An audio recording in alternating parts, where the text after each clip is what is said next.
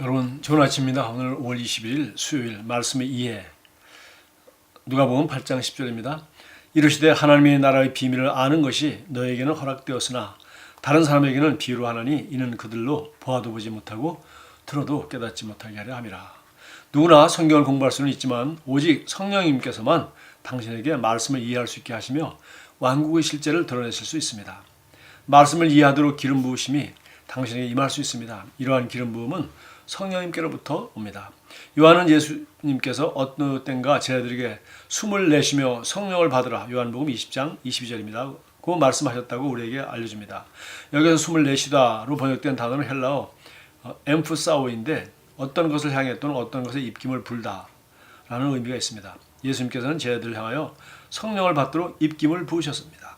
자, 누가복음 24장 45절은 예수님께서 실제로 하려고 하셨던 것이 무엇인지 설명하는 데 도움을 줍니다. 그때 그들이 지각을 열어 성경을 깨닫게 하시더라. 그래서 개역성경에는 마음을 열어 성경을 깨닫게 하시려고 라고 되어 있습니다. 요한복음 20장 22절과 누가복음 24장 45절을 함께 놓고 봤을 때 우리는 그때 무슨 일이 일어났는지에 대한 가장 정확한 그림을 얻을 수 있습니다. 예수님께서 숨을 내쉬면서 성령을 받으라고 말씀하셨을 때 실제로 그분께서는 제자들에게 이해의 영, 즉 Spirit of Understanding을 나누어 주셨던 것입니다. 그래서 제자들은 우리 마음은 성경을 이해하는 기름 부음을 받았던 것입니다. 말씀을 이해하는 것이 너무나 중요합니다. 잠언 4장 7절을 말합니다. 내가 얻은 모든 것을 가지고 명철을 얻을지니라. 제가 다른 성경에 보니까 내가 가진 모든 소유를 팔아서 명철을 사라 이렇게 되어 있어요. 네가 가진 모든 것을 가지고 명철을 얻으라. 모든 걸 갖고 그 위에다 명철을 하는 것이 아니라 네가 가진 거 다 보다 이 명철을 얻는 게 더 유익하니까 또 그 안에 다 들었으니까 가진 것 모든 것을 다 주더라도 명철을 사라 이런 뜻이죠. 마가복음 4장에 나온 씨 뿌리는 자의 비유를 읽어보면 말씀을 이해하는 것의 중요성을 더 분명하게 깨닫게 됩니다. 예수님께서는 이 비유를 설명하시면서 길가에 떨어진 씨앗이란 말씀을 들어도 이해하지 못하는 자를 가리키는 것임을 알려주셨습니다. 그 결과 사단이 즉시 와서 그들이 심령에 뿌려진 말씀을 빼앗아갔습니다.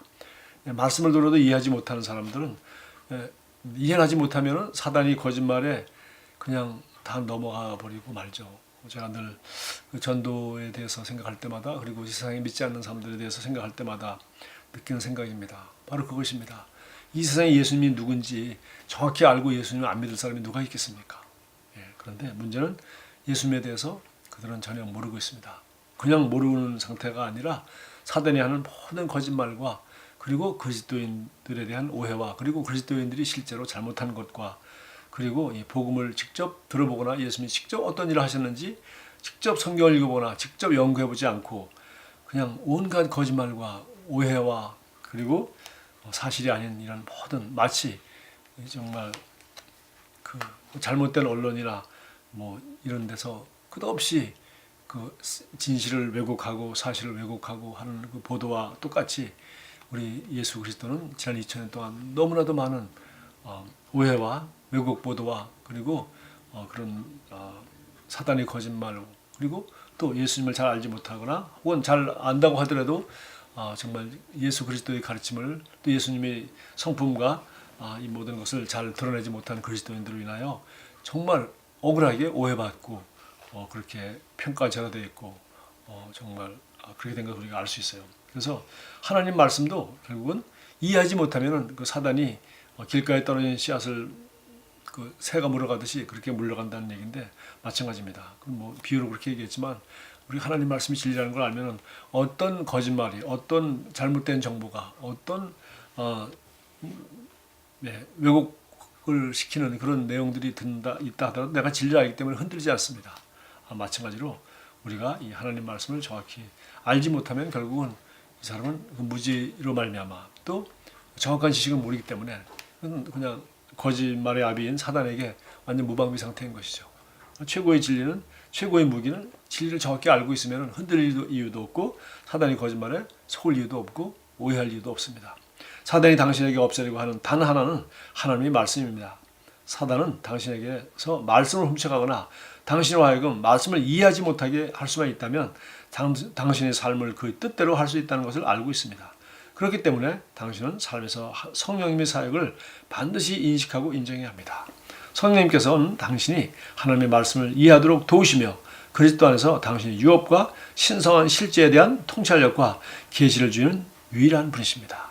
그러니까 우리가 뭐 교회를 다닌다, 뭐 심지어 하다못해 성경을 읽는다 하더라도 우리가 이 성령님의 도움을 통해서 하나님의 말씀을 이해하지 못한다면, 그리고 그리스도 안에서 있는 이 그리스도인이 어떤 존재인가, 그리스도 안에서 그리스도인으로서의 하나님이 내게 준 그 유업이 무엇인가, 그리고 영적인 신성한 진리, 그것에 대한 통찰력과 계시를 주신 것을 받지 못해서 깨닫지 못한다면, 그럼 뭐 깨달을 수 있는 건 뭐 몇 가지 있겠습니까? 뭐 하라, 뭐 하지 말라, 착하게 살아라, 열심히 살아라, 봉사해라, 뭐 사랑해라, 뭐 이런 전부 다 뭐 하라고 하는 얘기만 많이 듣고, 이걸 하지 말아야 되고 이걸 해야 되고, 세상에 도덕 종교와 뭐 다른 것이 하나도 없게 그런 식으로 이제 이해하게 되고, 그 결과 부활의 능력도, 그리고 우리 안에 정말 우리를 거듭나게 하시고, 또 초자연적인 그 영적인 세계에서 이 진리를 따라 살아가는, 영으로 기능하는 이런 것들을 전혀 모르는,